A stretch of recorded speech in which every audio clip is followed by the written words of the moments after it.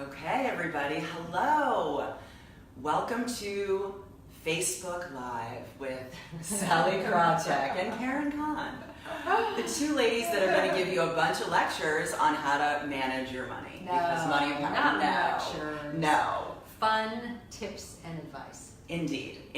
But seriously, thank you for joining. My name is Cahn. This is Sallie Krawcheck, and we're going to talk a lot about today the idea of women and money and power and what that really means. And we're really going to have an honest discussion about it because, as you well know, Sallie, women don't like to talk about money. No, we've been socialized not to talk about money. In fact, literally, as I'm sort of on this whole theme of we're told not to talk about money, we're infantilized when it comes to money.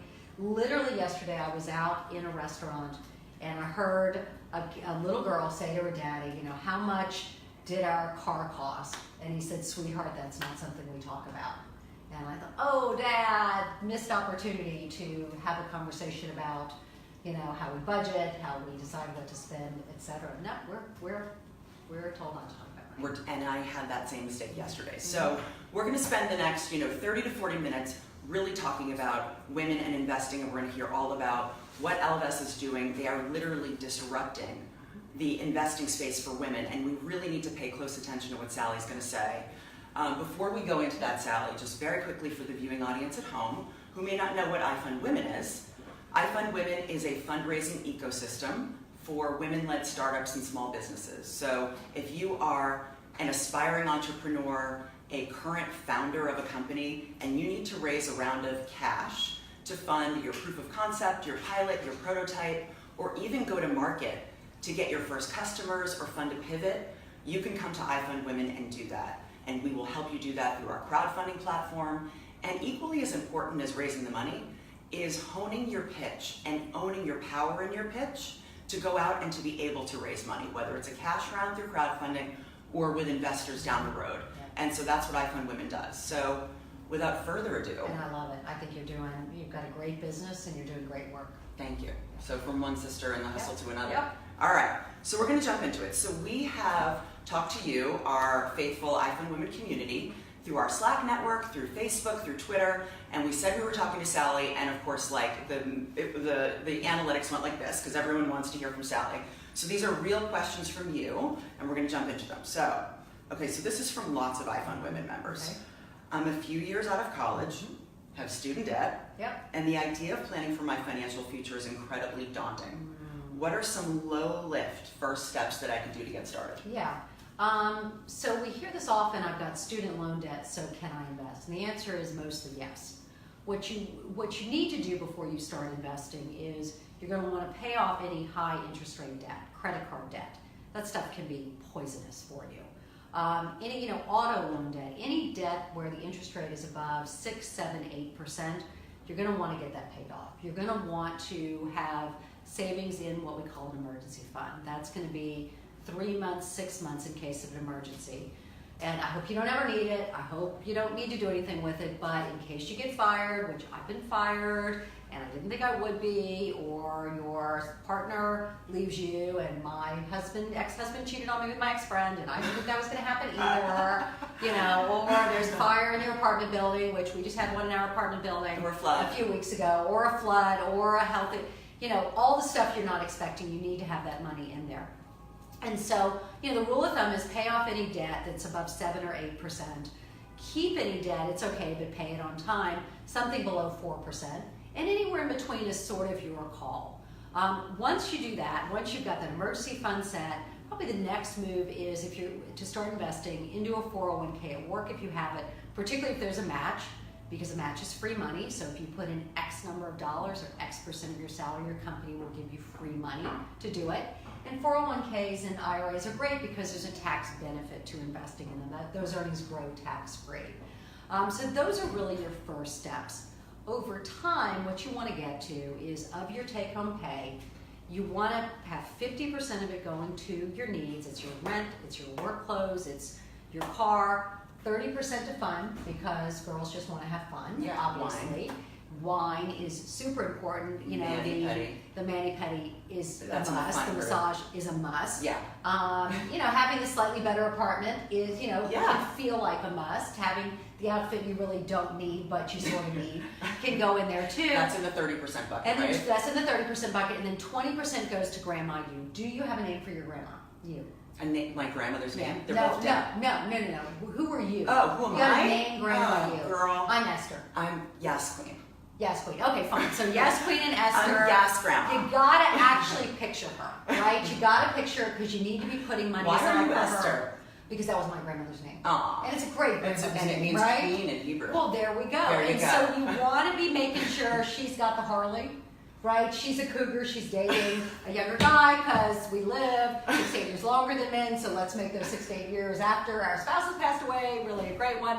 Whatever it is, but picture her and put aside 10, 15, 20% into her, or into, you know, investing for your home, or investing to start a business, or investing for the trip around the world.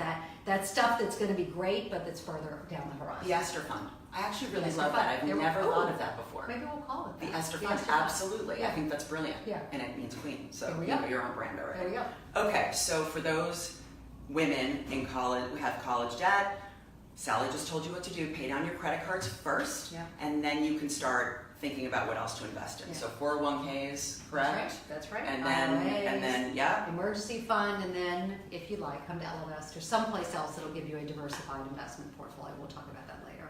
Perfect. Okay. All right. So this is from a woman named Uma, who is the founder of a company called Unbenched, which is an on-demand fitness platform out of Philly, raising money on iFundWomen right now. She actually is in the financial services business. That Unbenched is her side hustle. So she says, I found that women are afraid of aspiring to be rich or to talk about money because it's not ladylike. Yeah. If your clients are all women and are trying to plan for the future, how do you help them overcome that type of thinking and make them comfortable with talking about money? Well, this is the hard question. This is actually where we started, which is that we're socialized not to talk about money. Our parents tell us it's impolite. Women's magazines, right? You're much more likely, I'm going to go to the airport this afternoon, and I'm much more likely to see the 6 hot sex tips than I am money. And if it is about money, it's infantilizing often. Yeah. It's the don't buy the cappuccino, invest in the market, or what's your money type? Can you imagine if we turned on CNBC and Jim Cramer saying to Dylan Radigan, what is your money type? Right, exactly. Right? Yes. And so we're talked down to about it. And combine that with the fact that we all got A's at school, right? Yes. Or if we didn't, we were, I can't believe I didn't get an A. Right. And we don't have the education about it. They don't teach it to us at school. We're not told not to talk about it. We tend to hunch up. We tend to go inward. It's embarrassing. And, you know, worst comes to worst, then we read the research that if you make more money than your spouse, you're emasculating him if he's a male. You know, we're in shame all the way around. If we don't make enough money, oh my gosh, my parents sent me to college, but I'm not making enough money. I mean, no matter what, it's shame. So we just got to get over that. In fact, at Ellevest, we have a whole, you know, initiative we're calling Disrupt Money, where we're providing for you at ellevest.com /disrupt money resources, articles, guidebooks for how to do this, one of which starts with talking about money. Now, to your question, I think one of the reasons we had some early success at Ellevest is because we started as an online-only platform. Mm-hmm. And so this idea of I'm going to go talk to a financial advisor who in the industry today is on average a 60-year-old white dude. Appealing. Right? 86% of financial advisors are men, who women will report talks down to me. Mm-hmm. Right? If I say I want to have a kid and I'm not married, all of a sudden that's a whole conversation I don't want to have. Then we were able, that our clients were able to engage online in their own time. I call it wine o'clock.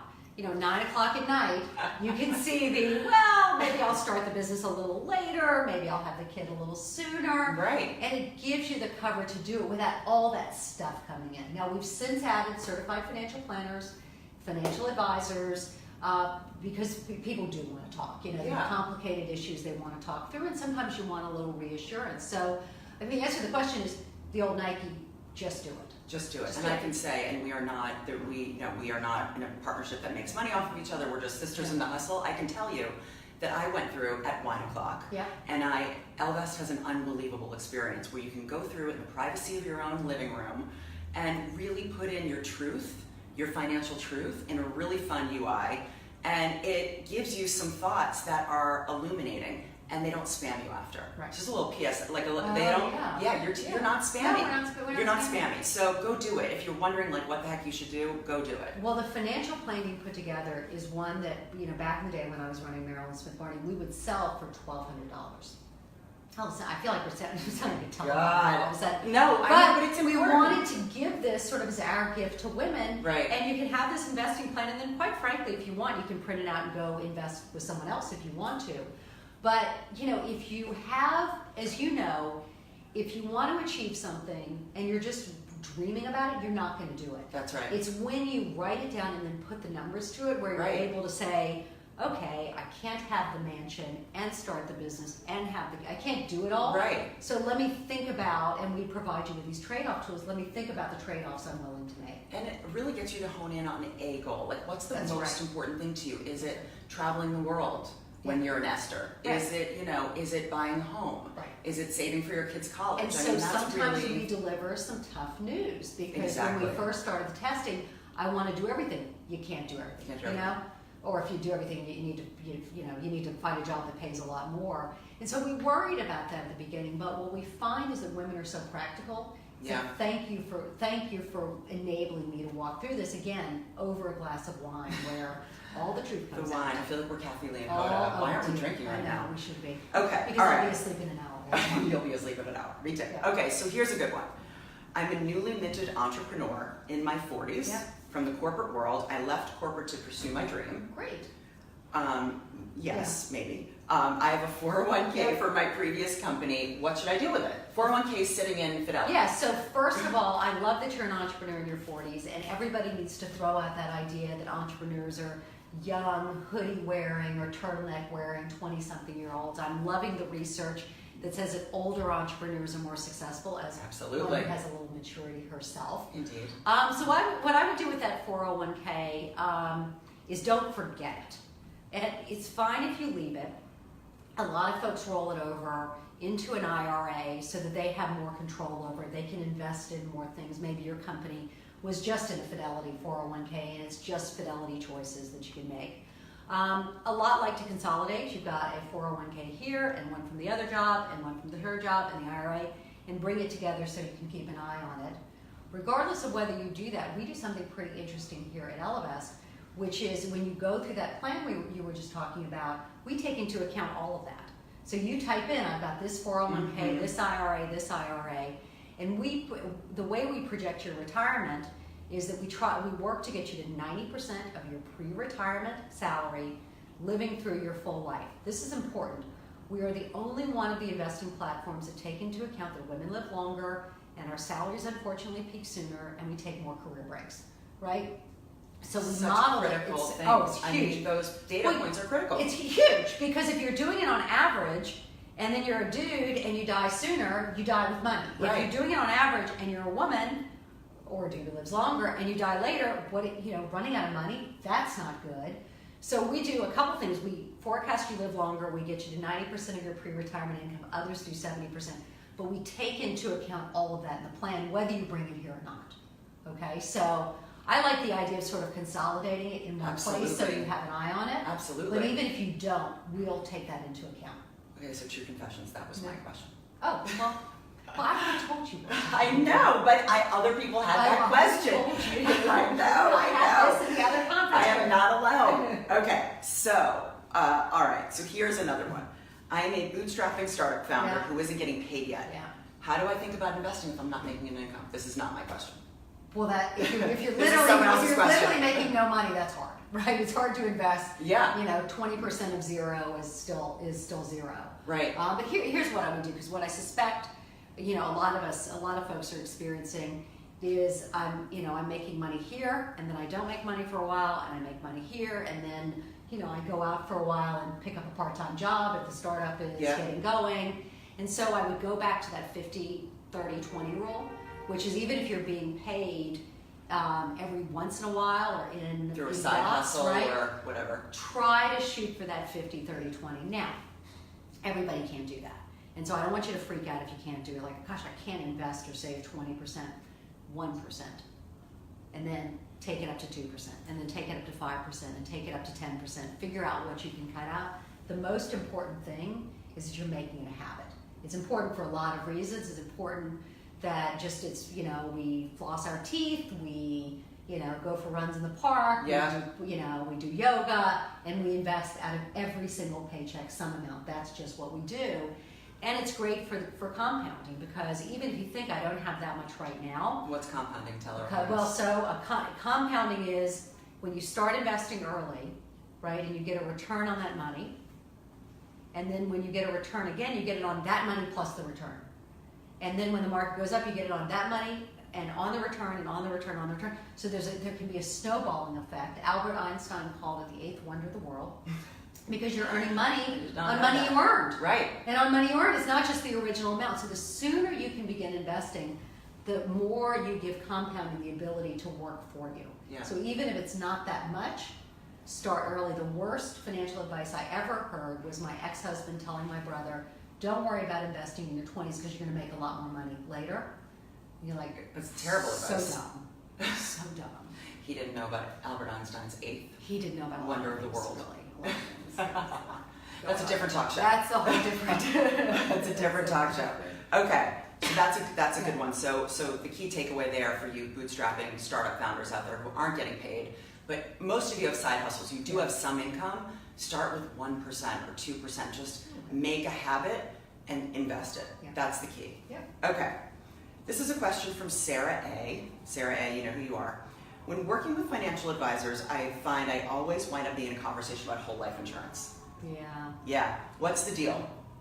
Is she being sold? What's the deal with whole life? Should people be doing it? What's the story? It's a personal decision. I have always been a fan of term life insurance and then invest the rest into a diversified investment portfolio. Historically, whole life policies have been sort of expensive investments plus insurance. Yeah. And I'd rather disaggregate that, and this is protecting me, and these are my investments, and split the two of them. Got I think it. you So should do whole that. life is too expensive. I don't want to go all the way there. Yeah. Because, the pricing for this one can be different from that one, et cetera. But as a rule, I don't like combining a whole bunch of things in one financial services offering. I like to know I'm paying for my mortality here, I'm paying for my long-term care here, I'm paying for my investments there, keeping all those costs low, right, at Ellevest. And separate. And separate, so you understand what each of them is trying to do as opposed to a big blob. Sarah A, that's a blob. That's a great answer. Okay, here's the next one. I understand that Ellevest is an investment platform for women, by women. However, many platforms out there are more established and seem, quote, good enough. How do you differentiate yourself from industry behemoths and prove your value prop? So what I would say is if you are happy with your investment provider, fantastic. That's amazing, right? What we typically see now is that women aren't. That women rank the investing industry, the wealth management industry, 33 out of 33 of the industries that serve them. That something like, I'll get this number wrong, but something like 75% of women under the age of 40 don't have a financial advisor because they haven't found one they're happy with, and of those that do, 2/3 are unhappy with them. And so and another stunning statistic, for traditional advisors, men tend to leave their traditional advisor at a single-digit % rate in any given year. And in the year after their spouse's death, women leave that same advisor at a rate of 70 to 80%. I didn't mean to just hurt you. No, please, please. That's a big percentage. So I have never, you look at an industry, it's the weirdest thing. Guys love it, and women say it doesn't serve me well. Right. So if it serves you well, that's fantastic. What we decided to do with Ellevest was to do thousands of hours of research with women. There have been plenty of women's initiatives. I was part of them. They were all marketing initiatives. They were all, don't invest in shoes, invest in the market. And we went in and said, you know what, here's a hypothesis. Maybe the product hasn't worked well for women.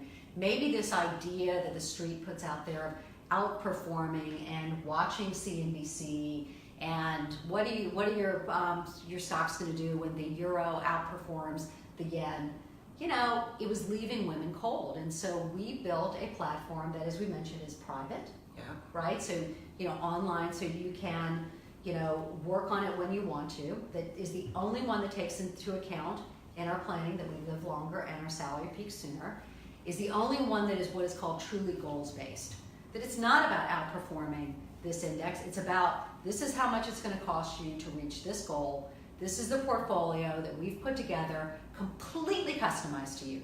Completely customized to you. The most customization that I know of in the industry that will work to get you to your goal in the vast majority of markets, right? That's what we're trying to build. If you fall off track, we're going to tell you, and we're going to tell you what you need to do to get back on track. Deposit another $500, retire 6 months later, whatever it is. Right. Even for me. So as you might imagine, having run these large businesses on Wall Street, I've gotten great financial advisors.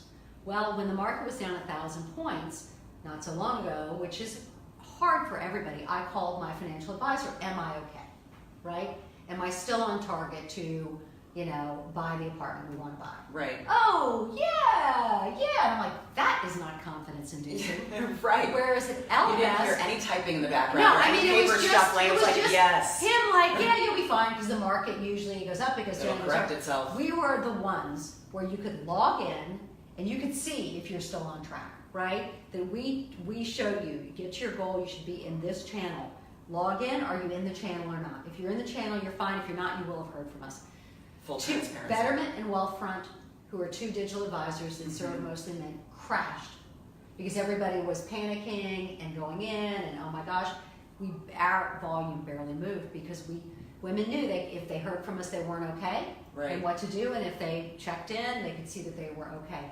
So if you're happy with where you are, God bless. I think that's amazing. We built this because we saw a market opening. And the other thing I would say, 70% of women were switching. That's We're right. unhappy. That's a big unhappy. market. And then the other thing I would say is if you're shopping around, I think looking at how long a company's been established, okay, sure. Worth knowing, even if a company is young and is being venture capital funded, your assets are held separately. So they are not mixed in with other folks' assets. They're held separately at a third-party firm to keep you safe. And look at the experience of the management team, right? It was important for me, given how very young I am, that I augment my relative youth with some maturity. And so our chief investment officer is in her mid-50s. Our chief compliance officer is in her mid-50s. Our head of operations is in his mid-50s. Those are important for having experience. Our head of technology in his 40s. And then we have a whole bunch of folks who are younger, who are bringing that energy and that spark and that new thinking. But you want people who've been through ups and downs. You don't want your money manager to be experiencing their first down market with your money. I promise you. So, in fact, we missed a quick thing. Tell the people where you used to work and what you used to do.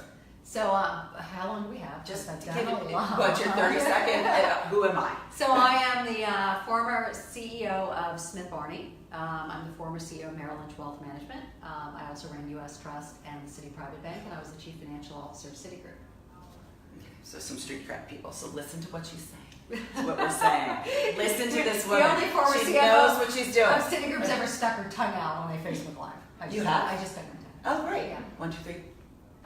Okay, we're getting back to business. All right, here we go.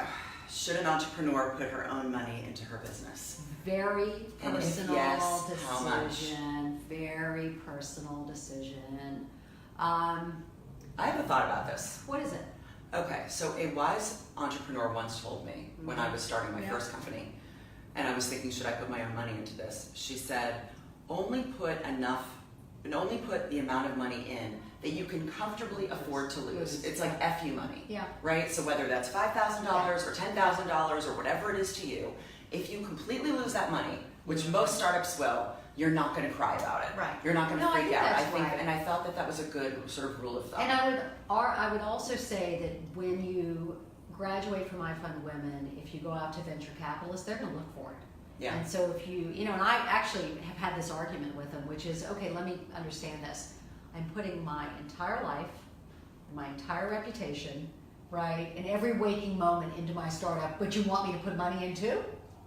That's interesting. Okay, but and they say we see it as a sign of commitment. I'm like, dude, I don't know how much more committed I can be, but it is It is I think that's to something look that for. women only get. Yeah. Oh well. I mean, do you think that they're asking the guys to put their own money I don't in? know. I don't, because I've never been a guy before. Really? No, I didn't know what it was like. I didn't know what it was like. It'd just be weird. That's funny. Weird It would be weird to be a guy. So weird. I know. Very different parts. The whole stuff. thing. I know. It'd be fun for like a day. No. Just to see what it's like. No. I would not want to be a guy for a day. I would do it. Just to risk her like that. No. Okay, so the I wouldn't bottom know what line to is do. you figure it out quick. You'd figure it out quick. Okay, so the bottom what would I do? We can't go there. This is a different talk show, Sally. I'm happy to have that talk show with you after this camera's off, but I know exactly what I would do. No. Okay. Yeah. All right, so here's a good one.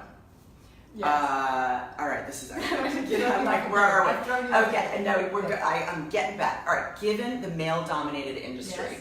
that you are in and that Yes. many of the women watching are in, what are the 3 things that you have found that help get a seat at the table beyond performance? Yeah. Well, How do you beyond see to the table? there's beyond performance. There's it's So sort your of hard to secret get beyond. penis that you have to put on. Well, There's on your the table. yeah, just in general. Yeah. It's Well, a first of all, valid use okay, for back your- to yeah. back to seriousness. So it is performance, but it is performance on the right thing. So in Wall Street, Wall Street is a business of numbers. So there was a reason I was a research analyst, had the numbers, right? Had the answers. CFO had the numbers, had the answer. So it's not just being great at what you do that is tangential to the business you're in. It's being great at what really matters with the business. And so for a lot of individuals, that can be P&L responsibility, for example, and having that, and women can tend to get shunted out of that a little bit. I'd say the other thing is to ask for it, right? We read all the research about how men raise their hand for jobs they're not prepared for, and women wait until they're fully prepared, and just pushing yourself out of the comfort zone. And I'd say the third thing that people don't talk about that I found to be helpful is, first of all, men aren't the enemies. Some men are the enemies, but men aren't the enemies. Most of them are fantastic. Most of them want to be successful. Most of them want to work on functioning teams. And for women who burnt out, I would find they would see discrimination everywhere and they would hold on to it. Yeah. And it would just eat at them. The guys, of course, had long moved on. Oh, absolutely. So Joe interrupted me. Right, Joe didn't remember he'd interrupted you a nanosecond after he interrupted you, so That's Joe's right. fine.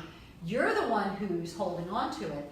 So being able to have a sense of humor, use humor to cut through some of those tense moments, Yes. even if it's not particularly funny, Yeah. and just let it go. So I actually have... Just keep moving. And I have an approach that we talk about here at Ellevest, which is called MRI, Most Respectful Interpretation. And you can imagine it, right? Which is somebody cuts you off, when you're driving, and one interpretation is you're such a jerk, you're a loser, how dare you, I'm angry. And the other interpretation is maybe, I remember my mother cutting off drivers, rushing our dying dog to the vet, right? So the other interpretation is maybe there's something going on with them that I don't know about, and that just let them, it's not going to cost me anything to let them go in front of me, and I'm going to be 5 seconds later for wherever I'm going. Yeah. And so MRI, It's very I yogic. really do believe that most folks mean well.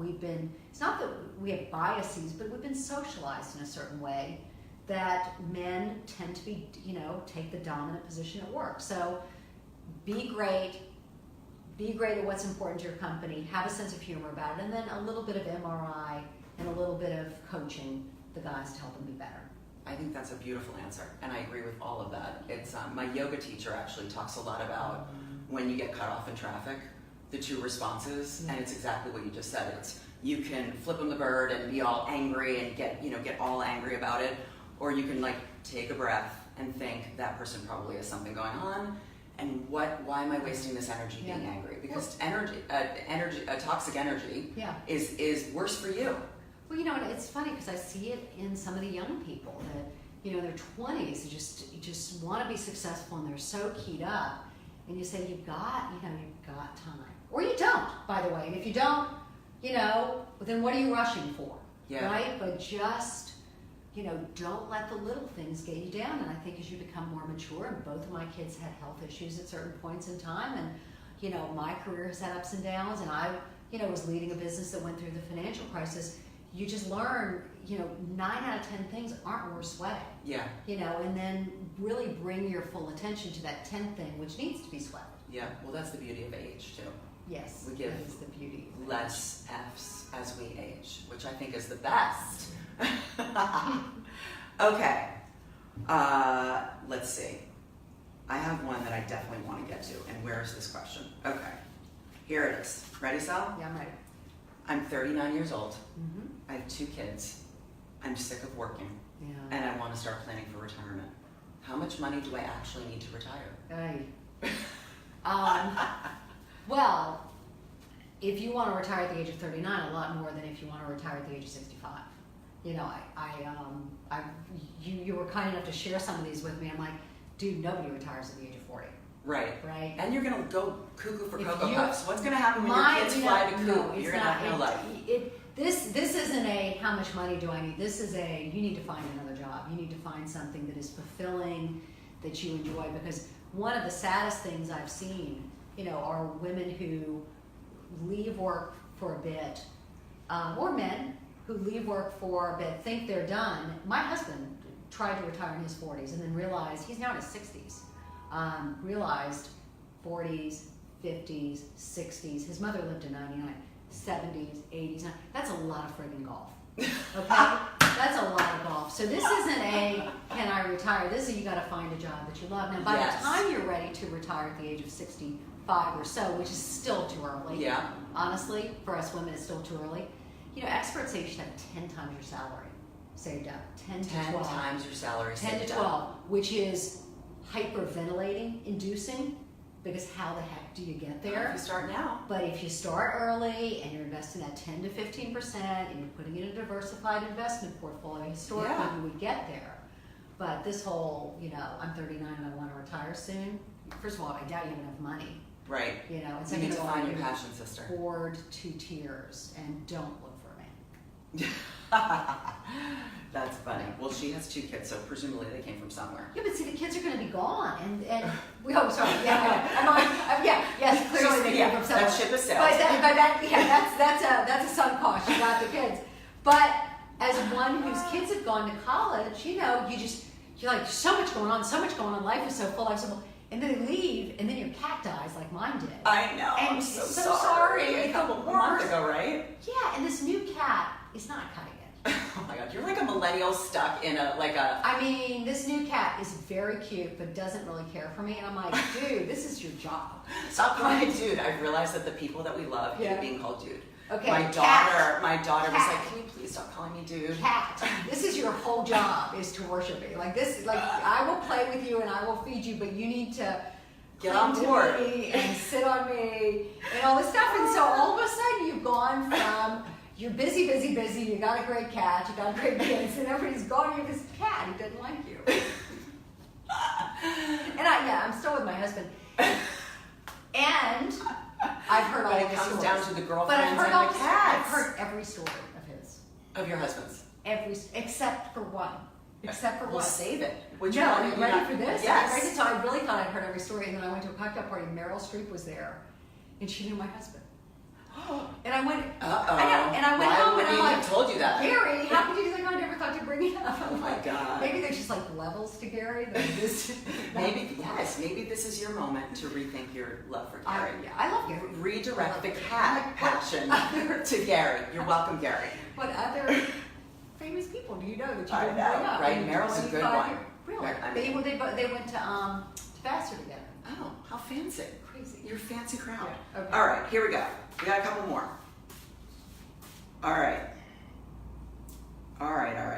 So, here's a good one. Yes. This is a question that's sort of more about you building Ellevest. So we have startup founders who are building teams Yeah.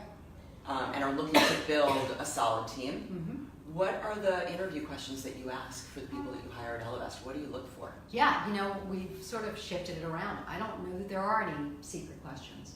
I try to talk about experiences as opposed to, theoretical. You did this, how did you do this? You failed this way, how did you fail this way? So this very experience-based, how did you navigate this situation?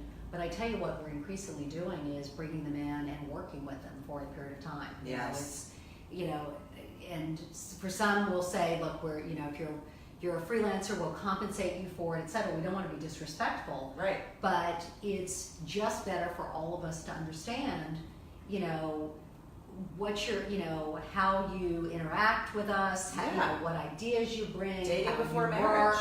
work. It's almost a little bit of living together before work, and so we'll have people who that didn't sing for us, and I'm sure there are people who look at us and say those folks are nuts. I think that's exactly right. And so we do that, and then we check references, but we also back channel references. Any reference you get is going to be, that someone gives you presumably is going to be terrific, but using the network and being kind about it, recognizing if you're back channeling references, you're going to get one or two that are not going to be complimentary because we're grown-ups, we've been around. Not if everybody likes us, then we haven't been trying hard enough. Right. And so that's interesting. Right? So understanding you're going to get one or two of those, and those can represent a certain level of creativity or independence of thought or pushing, which we actually find can be useful and interesting.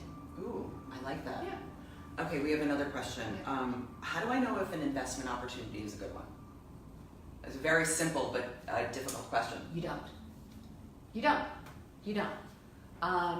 I have seen too many people who XYZ company is a great one, so-and-so told me, I did the research, here we go. And then watch the stock do this and this. Overall, one of the most important tenets or rules of investing is diversification, which is not to be in a single investment, but to be in equities, to be in bonds, to be in foreign equities, to be in foreign bonds, to have some cash, have potentially some commodities, potentially some real estate. What happens then is that in any given year, you will not perform as high as well as the best of them, but neither will you perform as badly as the worst of them. And that it diversification tends to, over time, lead to lower risk and can lead to superior performance as a result of it. So it doesn't feel sexy like so-and-so told me to buy XYZ. But if you want to talk yourself out of this, go to any of your friends who worked in the financial services industry, or any of your older brother or sister's friends, or any of your parents' friends who worked in financial services, and ask them what it was like if they were paid all in, as I was, Citigroup stock, and weren't allowed to sell it, and how fantastic it felt when the stock was at 54, and how bad it felt when the stock was at less than 1. And by the way, for anybody who thinks they would have seen it coming, you are delusional. You're delusional. Yeah, so-and-so called the downturn. So-and-so had been calling the downturn for 10 years, okay? Nobody got that. It maybe one or two people got it exactly right, but it probably wasn't your older brother, right? Right. And so 54 to less than 1, now you might be saying, but Sallie, I looked and it's 77 now, so it's recovered. No, there was a reverse 10-for-1 split. So if you actually put it on an apples-to-apples basis, it's about 7, okay?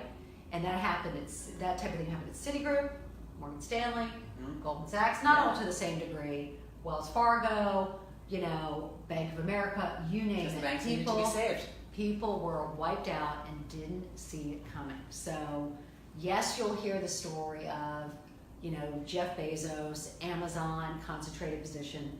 That man's a genius.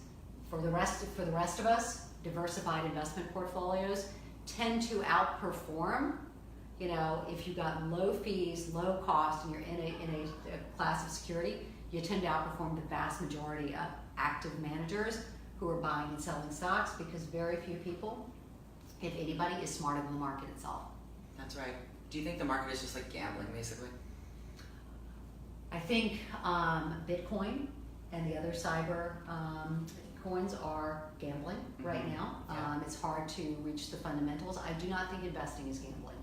I think investing, in one stock is, but again, if you're in a diversified investment portfolio, you are owning pieces of a broad range of companies. With bonds, broad range of companies owes you money. The economy tends to grow over time. Companies tend to grow over time, and you can be part of that. The biggest mistake that we women make is not investing enough. and the gentlemen have been part of the growth that we typically see in the economy and through the companies, and have had the returns that in a diversified investment portfolio, annualized to, let's call it 6%, in equities annualized, even through all the cracks and crashes. We've had 9.5% since the 1920s. And if your money's in cash, you're getting left behind because you're earning close to nothing. And I think that's what a lot of women do. Of course we it is. stuff our money under our That's mattresses. why we founded Ellevest, because women didn't have a place that were comfortable enough to invest. Because again, it was outperforming, and sort of we know it's BS, right? Really, you financial advisor dude, like really, you're gonna outperform? Most active managers don't, and that's why the way we invest is through diversified investment portfolios, which sounds boring, but tends to do better than most others because we're not over trading, we're not picking, Right. you know, da-da-da-da-da. Right. And so that's why we founded Ellevest, because we women were getting left behind. What I love about Ellevest right now, lots of things, but what I love that most women are doing, which is so smart, is in 2/3 of our clients have recurring deposits. We talked about this earlier. What happens when you have a recurring deposit? It's on autopilot. You don't think about it. So you're not like, ooh, the market's high, maybe I won't invest. Right. It's on autopilot. The other thing it does... So it's a monthly recurring investment. Right, that's right. The other thing it does is if the market goes down, which we all fear, even those of us who've been in it, we don't love it. If it goes down, if you're buying with every paycheck, every 2 weeks, every month, well, you just bought high, you felt good about it, but now you're buying low. Now maybe you're buying lower, maybe even lower. So you're getting the market on sale. Yeah. And what the research has shown is that even after the toughest of market corrections, if you're investing regularly, you historically have recovered much more quickly because you're buying in at these lower prices. So it's a smart thing to do, in my opinion. So we're getting such an education here, Facebook audience and iFundWomen audience, because as you can see, Sallie's not talking down to us. She's talking in regular financial services speak, and we all understand exactly what she's saying. Yeah. And I think that's probably been one of the big problems, is that people have talked down to us, and the reason why 70% of women switch their financial advisors, because, you know, we don't want to be called honey, it's fine, you're going to be a great return, honey, sweetie. Or and you know, again, it's because the industry has been built by men for men. What the research shows is when, you know, the financial advisors use jargon, which of course they do, right? Doctors use jargon, lawyers, we all love to use jargon, we don't even know we're doing it. But what the research shows is that when they use jargon with their male clients, the male clients will invest. We women, because we tend to be pretty buttoned down, are like, I'm gonna go home and figure out what alpha is, or I'm gonna go home and get the standard deviation thing down, or I'm gonna go home and really try to decide whether it's an ETF or a mutual fund, and I've got to figure out what an alternative investment is. And we think we have to do all that stuff, and then we don't, because you and I have said, what's more interesting than financial education? Everything. Everything. Everything. So we Literally go home and everything. like, gosh, I could do a load of laundry, or I could figure out what standard deviation is. Exactly. Laundry. Exactly. Laundry. So Those Tide Pods So are by so the way, powerful. it's not talking down. It's just you don't have to use those terms. You can just talk in Right. English instead. One place to go if you're interested, because we get from a lot of women, but seriously, that's fine, Sallie, but what do I really need to know? Well, what do I really need to know before I start? If you go to ellevest.com and you go to our Insight Center, there are a couple of, PDFs there. One is called The Go-Getter's Guide to Investing. And it's like the 5 things you need to know before you invest. Pretty straightforward, pretty easy. You know, is your firm a fiduciary? What's a fiduciary? Someone who's obligated to act in your best interest. Yes, done, right? You can go through a little checklist of the things you should know that keep it to the basics. Yeah. Well, you and your team are doing an unbelievable job. Thank you. Back at you. I Thanks. love what you're doing. Thanks. I love it. More money to more women. That's the way we improve the society. That's the way we grow the economy. And I know you and I are both committed to this. That you know, getting money, not leaving the guys out, but getting more opportunity, more money to women is just such a win-win-win. Exactly. Thank you, everybody, for joining us, and go Thanks, out and invest.